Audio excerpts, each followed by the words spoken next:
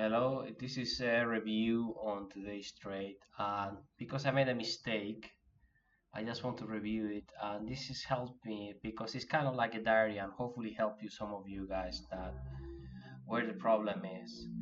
As you can see, the yellow lines, it was the targets, and for me, this was the target that there was a higher probability to take in the Sunday's and high, and I wasn't expecting maybe price to go here. It was a bit optimistic. So I start trading from 9:30 and I will stop trading at 10:30. So when market opens, if I review here, I go back and I go, let's say around these times. When market opens here and I'm clearly bullish and I'm a bit, what happened is I was a bit annoyed because the price was already going to hit the target. And once this buy side liquidity is taken, I'm not sure if we're going to retrace, consolidate, or keep going up. And because we are kind of in consolidation, we are in consolidation if you look at the higher time frames, weekly and daily. Let's be slow here. So we are in consolidation. We don't have a clear trend at the moment. And obviously market structure is bullish and I'm bullish, but like we don't have all these really strong trend we had in March, April, and May. That was really nice trades and you could get like proper home run trades. Now we are in consolidation, so I'm always trying to take profit as soon as possible in this type of markets. So if we go to 1 hour, look, if you see here 1 hour, yeah, I mean this is obviously it's going to close as a bullish engulfing candle, but let me go to 15 minutes and 5 minutes. So when I see this, what happened is I kind of gave up. I thought like the trade was gone, and if I go to NQ, I was thinking maybe I could enter NQ, but I wasn't that bullish with NQ. And if you look at the odds, let's say you enter in this bullish engulfing candle, you look at the odds. I mean, in theory, you have to put a stop loss here. 0.6 risk reward, that is not acceptable. That is not acceptable. In ES, I had the hope like, okay, we retrace here and I put the stop loss here. And I was thinking, I take some profit here, 1.44, that's acceptable. And after I will take the final profit around here and get the 2x for the remaining of contracts, right? And price did retrace. Now, that doesn't show how it was played. It doesn't show how it really was played. When this candle retraced, I had the FOMO and I put the buying around here. And I think if I look around here, I think it was around here. It wasn't that good. It's acceptable, but it's not that good. And what happened? I missed a detail here. We have a very nice fair value gap here and having an entry in a much better area. And if you see, let me simplify this. If I put this Fibonacci also, you want to buy normally in discount. Still here the discount is not that good. But if you buy on the fair value gap, and so just imagine, I'm just going to show you the example. Roughly I bought around here and I put the stop loss here, take profit here. So you get in around 1.20, 1.40, depends, I mean. But yeah. Now, if I bought here and I put the stop loss here, and by the way, this is the safe proper stop loss, you're getting 2.26. That is way above of my expecting take profit, that is 2x. I'm okay to take profit at 1.5x, so in some cases at 1 point, that's my baby crying, by the way. I don't know if you guys can hear it. But anyway, you see how such a big difference by really um, being patient and really focus on odds aligned with PDRAs. I know ICT doesn't talk much about engulfing candles. I don't think he does at all.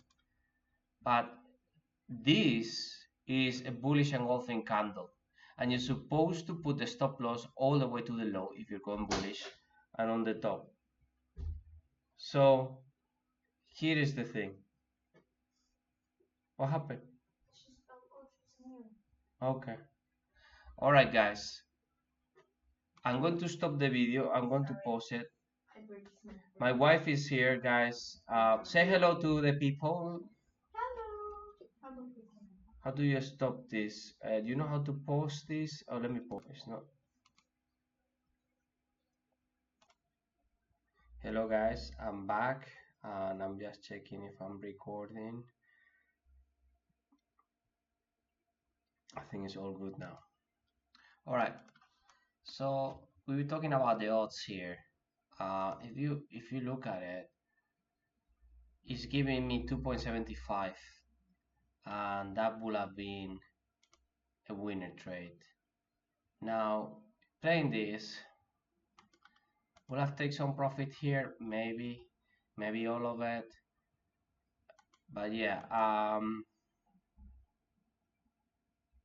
don't know if I would have moved the stop loss. Most likely no, because it's quite tight, to be honest. And then you take all the profit, it gets there. But I have to say that sometimes when price is a bit choppy and you want to reduce risk, I don't have a clear strategy sometimes in moving the stop loss. I prefer to move the stop loss once it has done a breakout here, and let's say I have take profit in higher levels like here or in between, things like that. In my opinion, if I didn't FOMO, I would have made money on this trade. Would have been taking all the profit? I don't know, to be honest. I would have maybe put the take profit here or here. Maybe didn't touch it for just like, how crazy is this? What's the high? 74, and the yellow line is 74, to be honest. And what are the coordinations here? Coordinates 74. I mean, I would have people have touched it maybe. Doesn't cross it, so I'm not sure. But I like sometimes to take the profit a bit below of the buy side liquidity or sell side liquidity, not on the peak on the of the swing high or swing low. Anyways, so what is the main thing here? The main error is FOMO. And why is FOMO coming from? If I'm honest, I had a bit of lack of preparation because this Monday is not a trading day for me based on my rules. Now, because I'm doing Lucid Prop Firm challenge accounts, I decided to risk very little. I was going to risk maximum $400 for today's trade. And what happened is, the first trade I made, I risked a bit more than I was supposed to be, because I split the day into two trades. If I don't win the first trade, I do the second trade, and after that, I don't trade anymore. So I put 70 to 75, I think, around that, and the entry wasn't that good. I wasn't even looking at 5 minutes, and I was in a rush, and obviously I got myself into really bad odds. And I put the stop loss here that it could have worked in some other scenarios, but I deserve to be punished. Why? Because obviously 930 gives a lot of volatility. when the market opens. And during these times, you can't just expect to put those tight stop loss. I know that, especially you're supposed to put like in type stop loss maybe when the market is kind of trending, and you could really make uh, put the stop loss quite tight and reduce your risk as much as possible, and even it becomes like a take profit. But what I'm trying to say is the main error to today is FOMO. It's about mindset, and it's about being more prepared, because my mindset was wrong when I'm trading in a day that in my rules I don't supposed to trade, and I go already with the mindset that it's going to be a hard day, and I don't like it much. I'm going to trade with my prop firm, and I'm going to risk very little. So kind of like I'm okay to lose. It's a very tiny lose. So that is a wrong mindset. So if I'm going to do trade on days that I'm against my own rules, I need to really be conscious of like why I'm doing it. The main reason I'm doing is to speed up to pass the challenge, and I'm doing the opposite. I'm going backwards. No, and the second reason is to learn, to be more involved in the market and feel it and get this type of emotions. And this is what I like. This is the biggest value I got today. I went backwards. I lost like nearly $300 in the valuation. Um, I think most of my trades I done in the past is around 10 to 11, the silver bullet by ICT. Now I seen from my data where I make the most money is 9:30, between 9:30 and 10:30. So 9:30 I don't have a lot of data and I don't have much feeling, and it gets very wild. I mean, if any of you have traded Nasdaq or ES, especially at 9:30 when New York opens, you get a lot of huge moves, and it could go either way. If you could get unlucky, or like you're wrong most of the time. So if you're wrong, what I'm saying most of the times is if you lose, it's because you were wrong, not because you were unlucky. But luck, I believe, is part of the thing. But obviously, if you're trading around 9:30 when you get these huge moves, you need to put very tight, not tight, like very wide stop losses, and be very careful with the price move. So be the most conservative possible. That's the view. That's my view from 9:30 opening and the minutes that come along. I think 9:45 starts a bit easy cooling, and obviously 10 a.m. is how is approached. Like, do we have high impact news or no? And it could give you huge moves, especially when the high impact news at 10 a.m. Now, what was the issue here? Well, it was two things: not being really prepared, focused, taking the day serious, and the second issue was FOMO. That is something that I've been working on it, and I'm very um, I will say frustrated, if I have to be honest. I know I'm going through the right path. I'm making money now through trading. I'm very proud of myself. And being able to acknowledge it is the first step, by acknowledging that, okay, I'm making these mistakes and they're being reduced. So I'm proud of that.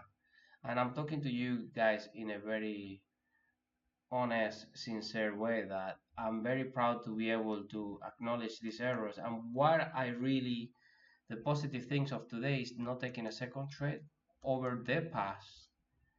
No matter what, I will always find an excuse to make a second trade. And I think there are two factors. First factor is I have a rule not to trade below 5 minutes. So 5 minutes didn't give me any entries after that.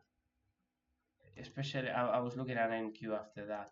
So by doing that, I put myself in a position that I don't have entries anymore. And what I'm trying to say is, if I was trading 1 minute, I would have definitely take a second trade or find an excuse. I tend to tilt when I trade 1 minute or anything under 5 minutes sometimes. But um, the point I wanted to make this would have been an entry. Now it would have done okay. So if you enter, that's a, if you could see, that's a bullish engulfing candle. Yeah, not bad, but I'm happy.